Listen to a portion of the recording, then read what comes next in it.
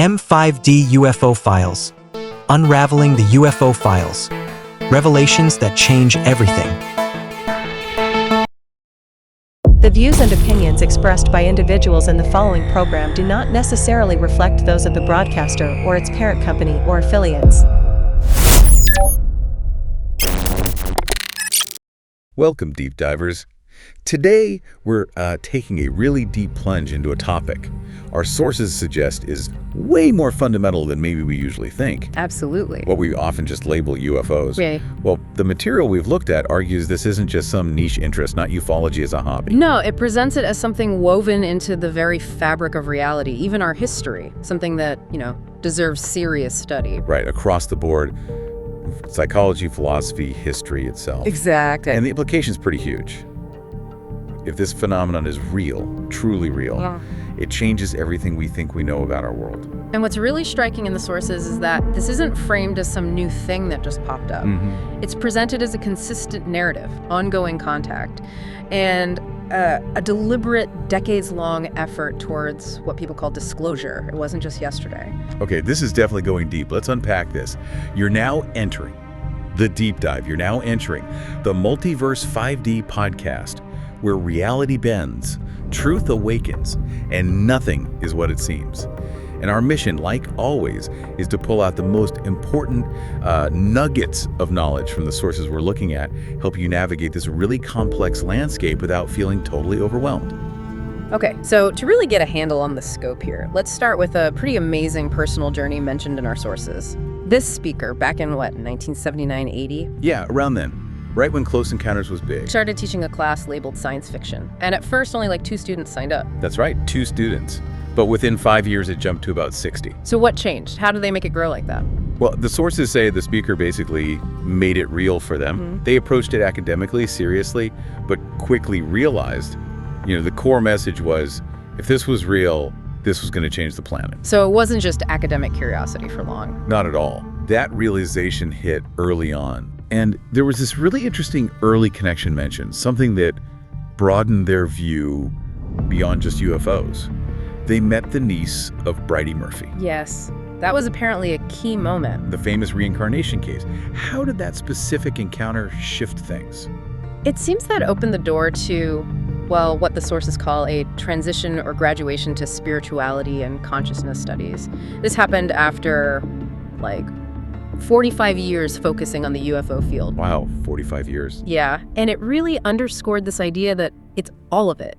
UFOs, reincarnation, the paranormal, spirituality, it's all connected. There's a definite sense of frustration that comes through that just presenting the nuts and bolts data, even tons of it, hasn't really moved the needle publicly. So the focus eventually shifts. Exactly. Towards consciousness as maybe the real core of it all. Okay, and on that consciousness track, what's the latest stuff mentioned? Anything specific about communication? The sources bring up the work of someone named Kai Wilkins.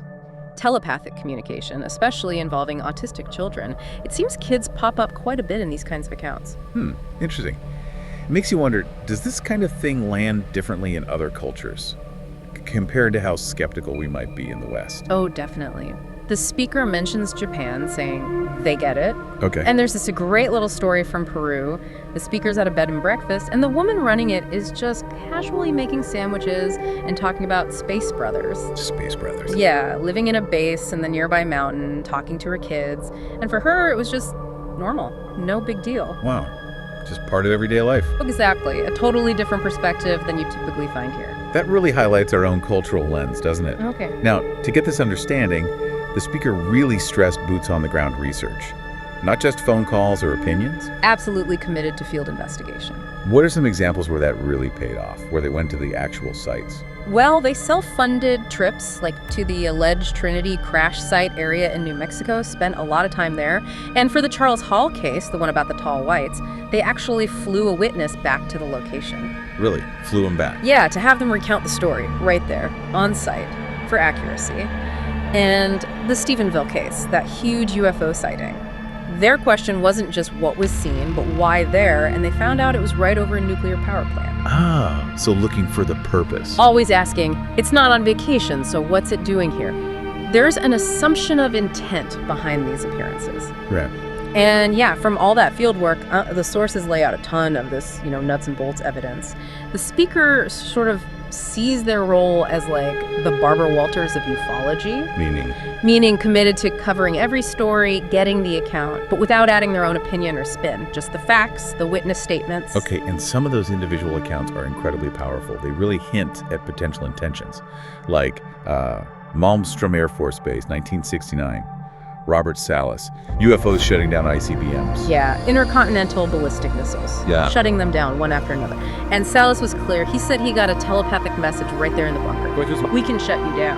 A clear demonstration of power, of capability. chilling.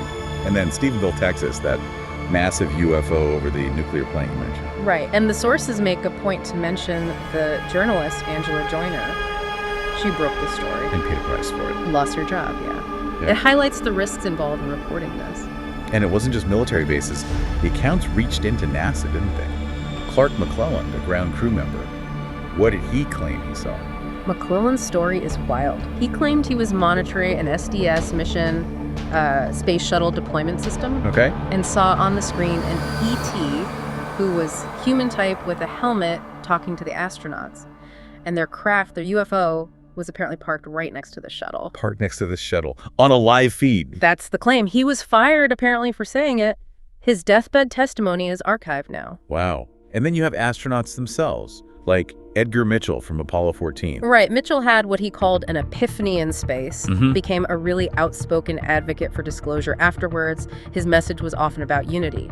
How so? He'd ask, why are you guys fighting over borders and countries when I'm out in outer space and the planet is gorgeous? Pushing for a bigger perspective. These are incredibly brave people speaking out. What about figures in, say, diplomacy or the military hierarchy, people who risked careers or more? Yeah, the sources highlight several heroes, as they put it. Robert Dean, for example. He was at NATO headquarters in Brussels during the Cold War. Okay. Saw photos of UFOs, and his big fear was that they could accidentally start World War III if someone mistook them for, Soviet tech or something. A terrifying thought. Absolutely. So he eventually broke his national security oath because he felt the public needed to know, believed it was that critical. That's a huge step.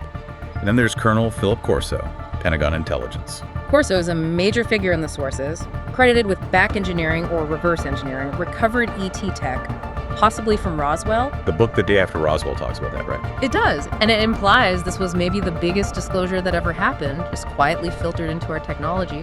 The source also notes Corso faced a lawsuit, couldn't speak freely, and even suggests his death wasn't natural. That's the claim. The speaker actually spent 2 years with Corso, writing a book called Conversations with Colonel Corso, and the material even hints Corso might have been connected to things like the Kennedy assassination, the start of the CIA. Really deep stuff. Wow. Okay. And Sergeant Clifford Stone, his account seemed particularly extraordinary. Yeah. Crash retrievals.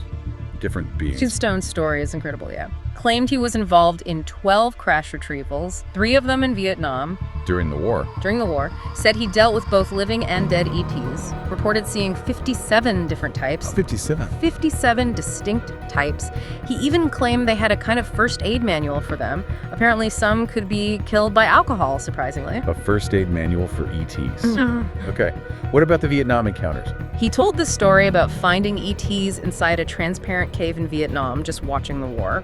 And they supposedly asked him something like, "What are you people doing over here?" Like observers. Kind of. And Stone believed he was recruited for this kind of work, communicating via ESP with beings, because he had an invisible friend as a child. An invisible friend led to military recruitment for ET contact. That was his story. And disturbingly, the source mentions that shortly before Stone died, men in black vans showed up trying to seize all his files. It's chilling. Just the sheer weight and consistency, even the strangeness of these accounts from credible people. So what does this all point towards? What's the bigger picture emerging? Well, it leads right to that question, doesn't it? If all this testimony exists from high-ranking people, if these efforts were made, why hasn't the needle really moved much publicly? Why is there still so much debunking, sometimes even from within the UFO field itself? That's the frustrating part. And the sources, they detail these really specific, coordinated attempts to force formal disclosure. You mentioned the UN efforts. Right. Grenada tried in 1978. Sir Eric Gary Then San Marino in 1998, with people like Corso involved. And the strategy there, using these smaller nations, what was the thinking? The idea was they didn't have a major stake in the game, politically or militarily, so their request for the UN to look into it might seem more neutral, less threatening maybe. Trying to sidestep the big powers. Seems like it. And these efforts, plus things like Stephen Greer's Disclosure Project back in 2001, where Clifford Stone first went public, actually they show this wasn't random, it was a sustained push. And maybe the biggest push mentioned was that citizen hearing on disclosure at the Washington Press Club in 2013. That sounds huge. It really was, according to the sources, not just a few people. 39 witnesses from all over the world. Who were they? Retired U.S. congressmen, senators, military generals from Latin America, all testifying under oath about UFO encounters. The source specifically mentions the shock on the faces of the former Congress members listening. It speaks to the credibility of the witnesses. Testifying under oath. That's serious. Very serious. And then there was the Hawaii Declaration of Citizen Diplomacy in 2006, drafted by some big names. Paul Hellyer, former Canadian Defense Minister. Hellyer, right. He became very outspoken. Very. And Ambassador John MacDonald, U.S. Ambassador to Ireland, they actually drafted a document outlining how humanity should engage with ETs, like protocols for contact. Wow. Thinking ahead. But speaking of Hellyer, the source mentions this story about the CIA trying to silence him on his honeymoon. Yeah, it's a pretty dramatic anecdote. The claim is the CIA essentially told the source speaker, relaying a message to Hellyer, you get off our operation and we'll get off yours. Implying this is a classified intelligence operation they're interfering with. Exactly. It suggests how seriously this information, or maybe Hellyer's efforts, were being taken at certain levels. Yeah. And it wasn't just individuals feeling pressure. The source mentions Ireland releasing some official files in Dublin, and the official doing it apparently feared for her life. Man. Okay, let's circle back to something that keeps popping up. UFOs over nuclear sites. We had Stephenville. What other examples reinforce this pattern? There's an account from a French pilot, Jean-Jacques Dubois, sighting one over a nuclear power plant there. And then the really famous one, Rendlesham Forest in the UK. Right, near a U.S. airbase. An airbase where the U.S. was storing nuclear weapons, apparently against an agreement with the British. And a UFO reportedly landed or hovered right near that storage area. So the theory isn't random sightseeing. No, the strong implication from the source is that these aren't just casual flybys. They seem deliberately focused on our most dangerous technologies. Observing, monitoring, maybe even intervening, like at Malmstrom. So with all these events, these testimonies, these organized efforts, why hasn't it broken through into mainstream acceptance? Why are we still sort of debating the basics? What's holding it back? Well, the sources point to a specific moment, a potential trigger for all this increased activity. 1945, the atomic bomb. Right. Described as opening Pandora's box. Exactly. Something that really got somebody's attention, as the source puts it. And the timing and location of that alleged Trinity crash site in New Mexico become really significant then. How so? Remind us. The claim is it happened just 1 month after the first atomic bomb test at Trinity, and only 3 miles away from Oppenheimer's cabin. 3 miles. That's incredibly close. And there was that claim about a photograph. Yeah, an alleged photo showing a craft, a UFO, sitting right at the bottom of the atomic bomb blast crater, supposedly captured by one of the cameras set up to film the test. If true, that's mind-blowing. Connecting this to the bigger picture, there's mention of an alleged MJ-12 document.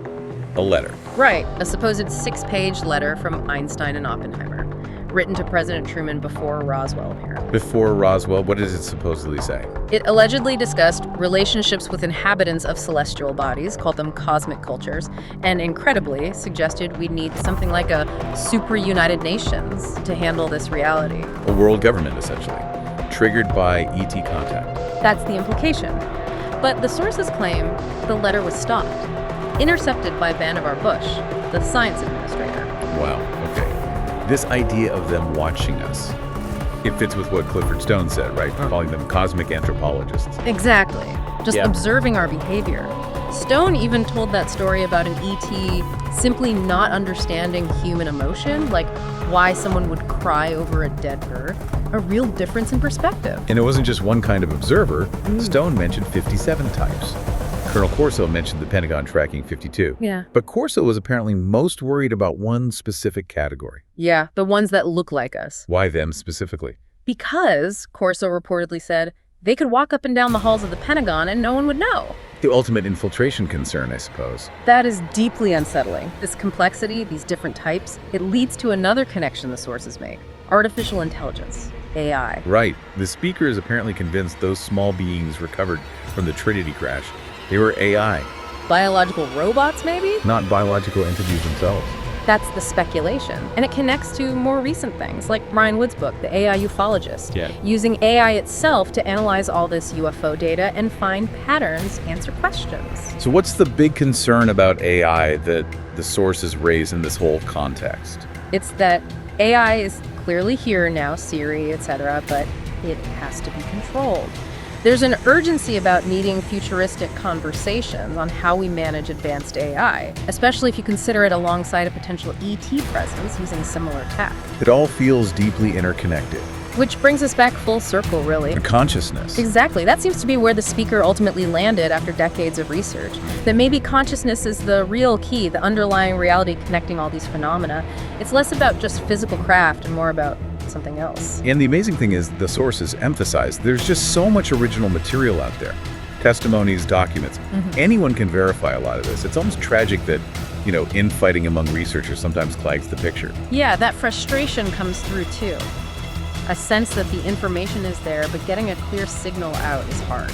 Well, this has been an absolutely incredible journey through the source material. It really does feel like the disclosure everyone talks about.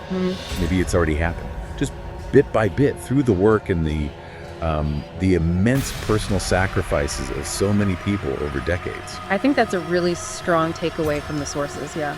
The data, the testimonies, it's not hidden in some single file cabinet. It's abundant out there for anyone who genuinely wants to look. It pushes you to think critically, go beyond just headlines or quick takes. So the big question then for you listening, what does all this mean for you, and maybe what are you going to do about it, if anything? And the advice from the source on that is really interesting. It's not about convincing your friends or family. The speaker even mentions their own kids aren't really interested, and that's okay. Right, it's not about converting people. No, it's framed as a deeply individual journey. If this topic pulls you in, ask yourself why. Why are you interested? The source basically says, the world doesn't need to know. If you want to know, go find out. It's out there. The answers, or at least the information, exists for your own discovery. Go find out. It's out there. A really powerful and personal call to action to end on. Thank you for diving deep with us today. Keep exploring, keep questioning. The reality we live in might be far more complex and, frankly, more compelling than we usually imagine. M5D UFO Files. Unraveling the UFO Files. Revelations that change everything.